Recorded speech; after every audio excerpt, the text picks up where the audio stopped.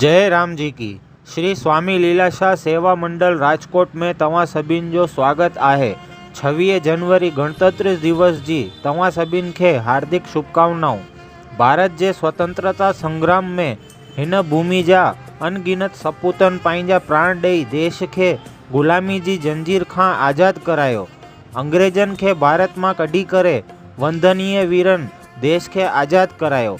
उन में सभिन खां नंढी उम्र जा शहीद हेमू कालाणी हुआ। हेमू कालाणी जो जन्म 23 मार्च 1923 में अविभाजित भारत जे सिंध प्रांत जे सखर जिले में थियो। उन्हनि जे पिता जो नालो पेसूमल कालाणी ऐं माता जो नालो जेठीबाई हुओ। हेमू कालाणी जो सॼो परिवार देशभक्ति वारो हुओ। उन्हनि खे नंढे हूंदे भगत सिंह जहिड़ा क्रांतिकारियुनि जा किस्सा ॿुधाया वेंदा हुआ। इन लाइ उन्हनि खे ॿालपण खां ई देशभक्ति ऐं देश ते क़ुर्बान थियण जी प्रेरणा थी हुई। बचपन में ही हेमू कालाणी होशियार बुद्धिशाली हुआ।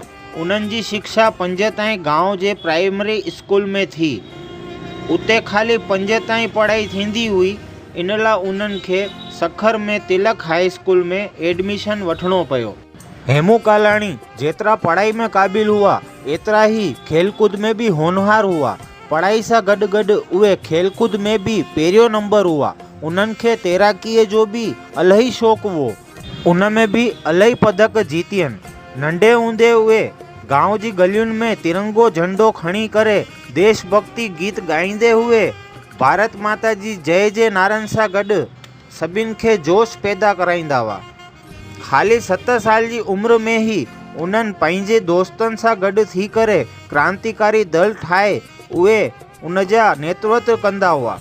उहे बचपन खां ही निडर हुआ।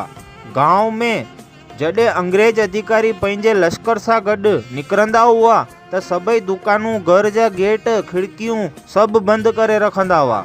बाक़ी हेमू कालाणी खुलेआम अधिकारियुनि जे साम्हूं वेंदा हुआ। हेमू कालाणी पंहिंजे दोस्तनि सां गॾु ऐं सहपाठियुनि सां गॾु गीत ॻाईंदा हुआ। चवंदा हुआ कि जान ॾियण देश ते उहो वीरनि जो कमु आहे। मौत जी परवाह न करे जंहिंखे हक़ीक़त नालो आहे। उन्हनि खे भगत सिंह वांगुरु ही जीवन जीअणो हुओ। उहे पंहिंजे सभिनी दोस्तनि सां गॾु सभई विदेशी शयुनि जो बहिष्कार करे स्वदेशी वस्तु वापरण जो आग्रह कंदा हुआ।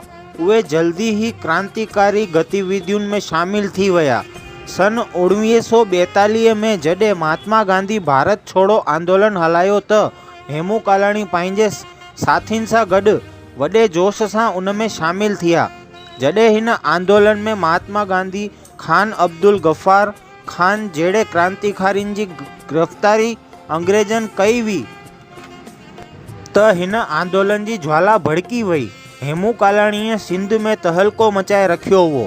उन्हनि जे जोश खे ॾिसी करे माण्हुनि जॻह जॻह ते अंग्रेजनि जे ख़िलाफ़ क्रांतिकारी गतिविधियुनि खे अंजाम ॾियण लॻिया। हेमू कालाणी अंग्रेजनि जी सरकार खे उखाड़े करे फेंकण जो दमख़म ॾेखारियनि। उन्हनि इलाही घटनाउनि खे अंजाम ॾिननि। ब्रिटिश उन्हनि जी निडरता खां ख़ौफ़ में अची विया हुआ। अक्टूबर 1942 में जॾहिं ख़बर पई अंग्रेजनि जो हिकु दस्तो हथियार ऐं गोला बारूद खणी करे उन्हनि जे सुखुर ज़िले खां निकिरंदा त उन्हनि पंहिंजे साथियुनि सां गॾु पटरी जी फिश प्लेट खोले करे ट्रेन खे पटरी तां लाहिण जो प्लान ठाहियो। उन्हनि इन कम खे अंजाम ॾिननि पिए ई पर अंग्रेजनि जी पुलिस उन्हनि खे ॾिसी रखियो त उन्हनि पंहिंजे सभिनी साथियुनि खे भॼण लाइ चयो ऐं ख़ुदि उते ई बीह रहिया।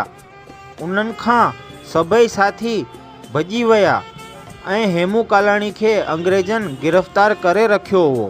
ही पहिरीं दफ़ा हुओ कि हेमू कालाणी अंग्रेजनि जे हथ में आया हुआ।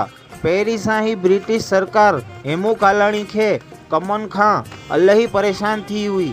हिन घटना खां पोइ हेमू कालाणी ते मुक़दमो हलायो वियो। अंग्रेजी सिपाहियुनि जेल जे अंदरि हेमू कालाणी खे इलाही प्रताड़ित कंदा हुआ। उहे उन्हनि जे साथियुनि जा नाला उगलाइण ते चाहींदा हुआ पर हेमू कालाणी कंहिंजो बि नालो कोन ॾींदा हुआ।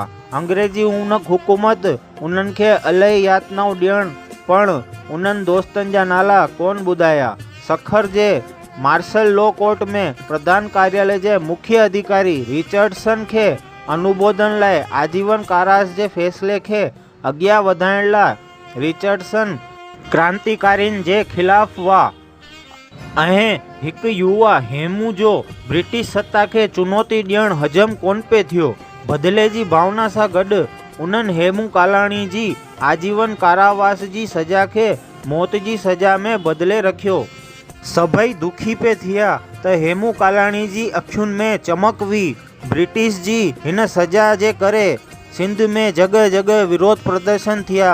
वॾे राजनेता ऐं क्रांतिकारियुनि बि हिन फैसले जो विरोध कयो। उन जे बावजूदि हेमू कालाणी खे 19 साल जी उमिरि में 21 जनवरी 1943 में सखर ज़िले में सखर जेल ते फांसी ॾिनी वई। जय राम जी की।